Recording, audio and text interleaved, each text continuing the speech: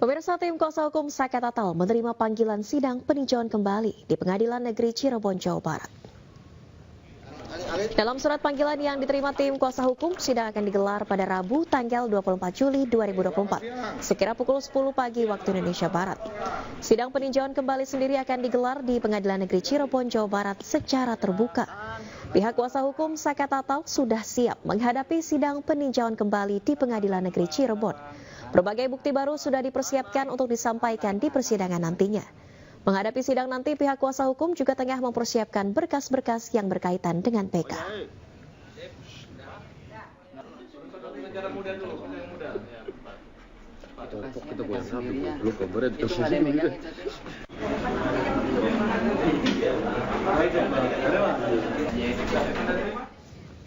Dan pemirsa, untuk membahas lebih lanjut perkara sidang peninjauan kembali oleh Saka Tatal, mantan terpidana kasus pembunuhan Vina dan Eki di Cirebon, Jawa Barat.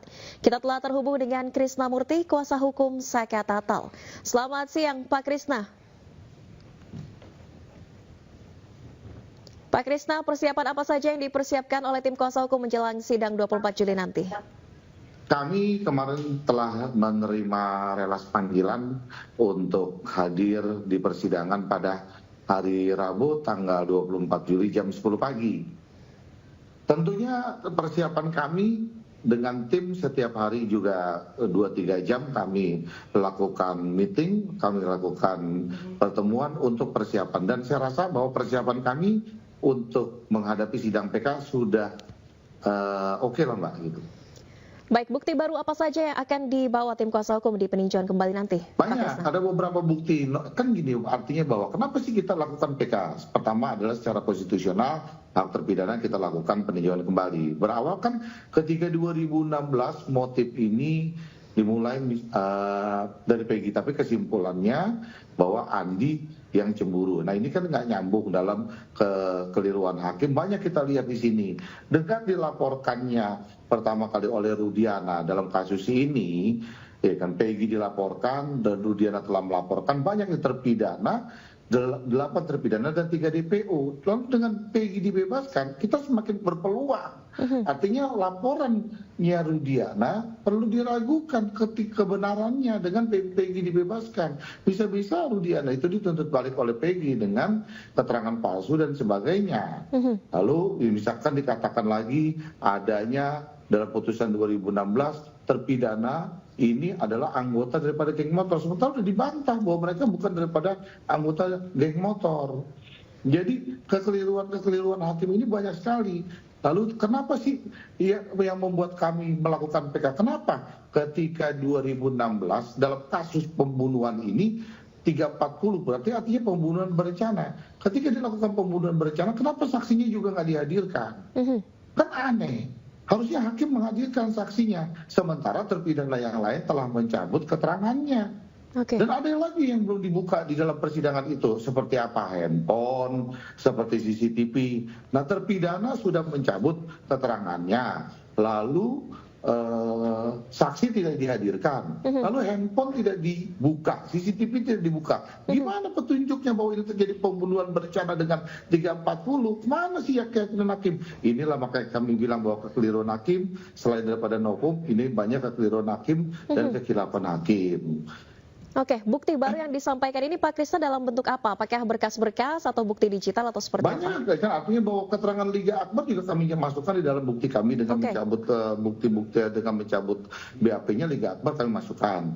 Lalu kami punya bukti lagi atau terkait masalah foto-foto sebelum pemakaman, artinya foto korban Eki dengan Vina kami temukan di rumah sakit, dan itu pun juga seperti apa kondisinya kami lihat tidak ada tanda-tanda terhadap pembunuhan dengan pemerkosaan. Itu menjadi bukti kami. Lalu yang ketiga bahwa kami temukan lagi bahwa motor terjadi goresan, terjadi hancur, terjadi kecelakaan, bahwa petunjuk bahwa kecelakaan itu motor itu ada. Itu akan menjadikan bukti kami. Banyaklah. Nanti kita lihat di dalam persidangan nanti. Banyak bukti-bukti kok. Oke, artinya semua bukti-bukti ini belum pernah dibuka di persidangan 2016 lalu, Pak Krisna? Belum dibuka. Banyak bukti yang belum dibuka di dalam 2016. Kami akan menjadikan novum PK kami. Baik. kemarin dengan bebasnya Peggy, apakah ini juga salah satu alasan yang menguatkan keinginan dari Sakat Tatal dan tim kuasa hukum mengajukan PK, Pak Krisna? Jelas, karena motif dari awal terkait laporan itu kan dimulainya oleh Peggy, seolah-olah bahwa Peggy melakukan. Lalu dalam kesimpulan bahwa Andi yang dilakukan cemburu. Nah kalau Peggy dibebaskan, nah kami lihat bahwa ada kasih pembunuhan dengan pemerkosaan 2016 ini. Kalau Peggy dibebaskan, kan motifnya dimulai dari Peggy, sementara Peggy ini dibebaskan. Nah, kebenaran daripada pelaporan 2016 itu seperti apa? Inilah yang membuat kami yakin berpeluang besar terhadap PK kami atas kejadian ini. Lalu dalam peristiwa misalkan digambarkan Sakat Tatal dia itu diajak. Ini kan pembunuhan berencana ya, pembunuhan berencana 340 bahwa Sakat Tatal diajak, dia nongkrong, kronologisnya seolah-olah dibuat, dia ada mabuk-mabukan, minum-minuman, lalu dia menampar daripada korban, menampar daripada korban Eki, terus mati. Dia namanya 340 ini kan direncanakan. Oke. Nah, tidak tergambar, perencanaannya itu tidak tergambar gitu loh, Pak. Baik, terakhir Pak Krisna, dengan bukti-bukti baru yang Anda anggap sangat kuat, seberapa yakin pihak Anda bisa memenangkan peninjauan kembali 24 Juli nanti? Kami optimis banget dengan perkembangan dan dokumen kami. Lalu kami juga walaupun ada hasil forensik, kami tetap menghadirkan ahli forensik untuk menerangkan bahwa kematian ini diakibatkan oleh apa. Karena petunjuk kematian ini seperti ada luka tusukan, sabetan, samurai dan sebagainya kami tidak temukan di dalam forensik. Namun demikian kami tetap menghadirkan ahli forensik yang akan datang. Banyak ahli besok dalam keterangan yang akan datang, Mbak. Kita lihat besok menarik sekali. Baik, kita nantikan persidangan peninjauan kembali Sakat Tatal 24 Juli nanti. Terima kasih atas informasinya Pak Krisna Mukti. Salam sehat, selamat siang.